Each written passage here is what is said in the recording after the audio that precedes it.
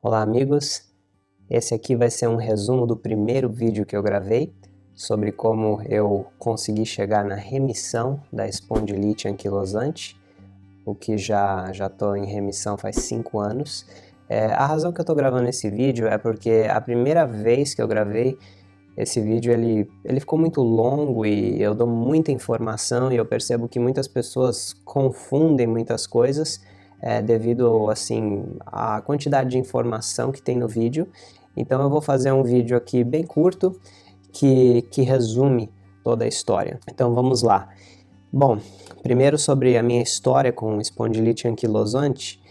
Eu tive o meu primeiro episódio de inflamação que não se podia explicar e que durou 1 ano e meio, quando eu era 9 anos de idade, se eu não me engano, e mais ou menos ali, assim, um pouco, quase 20 anos depois daquilo, é que eu fui diagnosticado realmente com a espondilite anquilosante, depois desses episódios de inflamação persistente que nunca passava. Podia tomar anti-inflamatório, podia fazer várias coisas e praticamente nada adiantava, realmente só passava depois de muito tempo, e até que eu fui diagnosticado ali depois de 20 anos, foi fim de 2013, eu acredito. E então, assim, sempre tentava muitas coisas contra a inflamação, sem sucesso, e mesmo depois de ser diagnosticado, aí eu comecei a pesquisar e achei alguns especialistas falando sobre um possível link entre o intestino hiperpermeável e doenças autoimunes e alergias. E eu decidi então fazer um teste e focar ali o tratamento em tratar o intestino hiperpermeável, mesmo sem eu ter um diagnóstico de intestino hiperpermeável. Na minha cabeça fez sentido tentar aquilo. E aí foi o que eu fiz. Eu também daí pesquisando vi um possível link entre alimentos geneticamente modificados e principalmente por causa do glifosato, que é um ingrediente que tem em muitos dos transgênicos, na maioria deles até, e depende do tipo de transgenia, mas isso é outro assunto. Sim, aí eu descobri uma ligação entre esses alimentos transgênicos e intestino hiperpermeável e autoimunes, e eu vi que resolvi ir nessa linha para o meu tratamento. Então, isso é principalmente por causa do ingrediente glifosato. Inclusive, tem alimentos que não são transgênicos e que contêm o glifosato também. E então eu decidi aproximar o problema de 2 ângulos. O número 1 é você... É claro, eu estou resumindo aqui, mas isso depois de muita pesquisa. Não foi assim, eu decidi, vou tentar isso. Se você assistir o primeiro vídeo, você vai ver certinho o porquê de tudo. Mas teve 2 ângulos. Número 1 era parar ou reduzir o dano que certos alimentos estavam causando no meu intestino, certo? E número 2 é reparar o dano, e isso eu fiz com suplementos. Então, no primeiro passo, teve alguns alimentos que eu coloquei na minha lista negra, que eram os alimentos geneticamente modificados, e os alimentos contendo glifosato, ou que estão no herbicida Roundup, conhecido no Brasil como Roundup, né? É o Roundup, mas é o Roundup. Então, sobre os transgênicos, os principais assim que eu cortei da minha alimentação foram a soja, o milho, a canola, e eu coloquei aqui o algodão eu nunca usei, mas tem gente que usa óleo de algodão, a beterraba, e isso em todas as suas formas. Quer dizer, eu ainda usava às vezes a soja, o milho, na forma não transgênica ou orgânica, mas esses alimentos, o que eu quero dizer eu dava preferência a eles orgânicos ou pelo menos não transgênicos, embora a soja eu nem sequer comia ela. Então, soja, milho, canola, algodão, a beterraba, por exemplo, você tem no milho, você tem o xarope de milho, muitas vezes para adoçar as coisas, você tem o óleo vegetal, às vezes que é uma mistura de óleos vegetais e que se não for não transgênico ou orgânico, ele quase certeza que ele vai ter glifosato ali, entendeu? Então isso tudo eu cortei. Depois outros vídeos eu vou dar mais detalhes. E aí também tem alimentos que eles, apesar deles não serem transgênicos, eles também contêm o Roundup, ou glifosato. Então, esses alimentos incluem a maior parte dos grãos. Isso é difícil eu dizer 100%, para ser sincero, quais são esses alimentos. Inclusive, eu estava falando com um amigo meu que se formou recentemente em agronomia no Brasil e ele falou que usa assim quase tudo.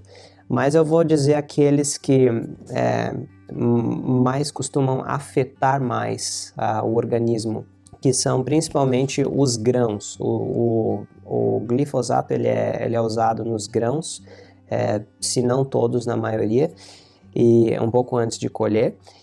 E esses grãos incluem o trigo, né? Por isso que muita gente hoje tem problema com o trigo. Uma das razões que muita gente hoje tem problema com o trigo, que não tinha tanto problema assim no passado, tem o arroz, que faz parte da dieta de muita gente diária, e tem o centeio, tem o millet, como é que é isso em português, man? Acho que é painço.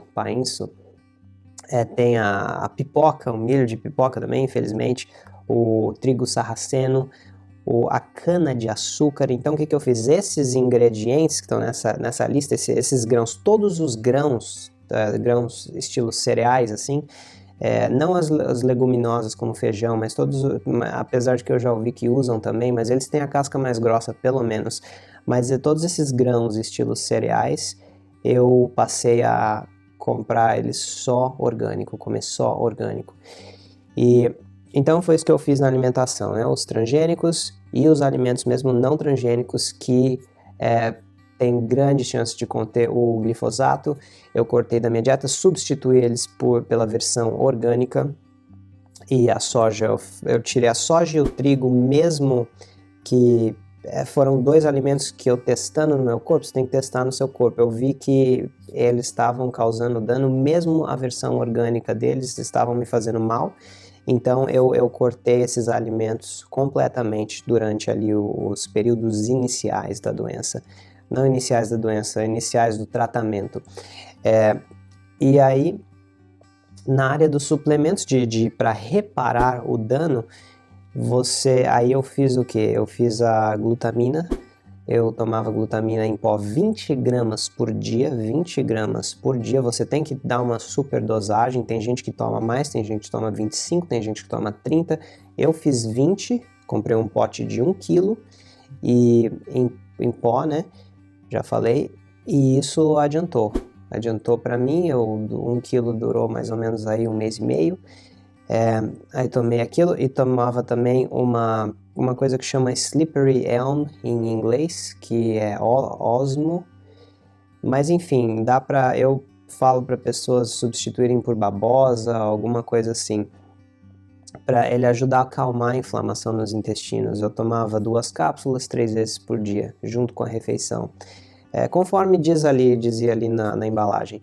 E aí depois que eu terminava esse 1 mês e meio desse tratamento, aí eu tomei um probiótico, o melhor probiótico que eu pude achar. Eu fui na loja, comprei e tomei, fiz um tratamento de 1 mês com probiótico, tá? E isso, ou seja, então depois de 2 meses fazendo esse tratamento certinho, eu consegui já chegar em remissão da doença.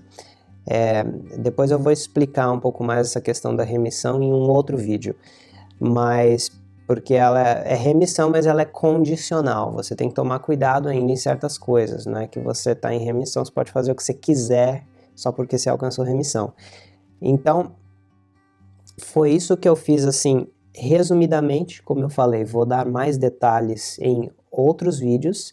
E então, de novo, se você acha que essa informação ela é útil para você, dá um curte, se inscreve, liga a notificação, compartilha com alguém que pode estar passando por tá com dificuldade com doenças, como espondilite anquilosante ou alguma outra autoimune, alguma alergia, que essas informações tendem a se aplicar para essas situações. E Se você quer ver em mais detalhes que eu falei, acessa o primeiro vídeo que eu gravei, que eu conto a história inteira com mais calma, e te vejo no próximo vídeo.